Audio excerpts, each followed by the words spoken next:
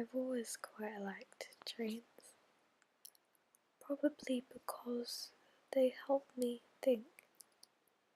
It might be because more often than not I'm on my own whilst on one, but when I'm with someone the company is usually quiet and drowned out by either the sound in my headphones or the train moving across the tracks, and I like that.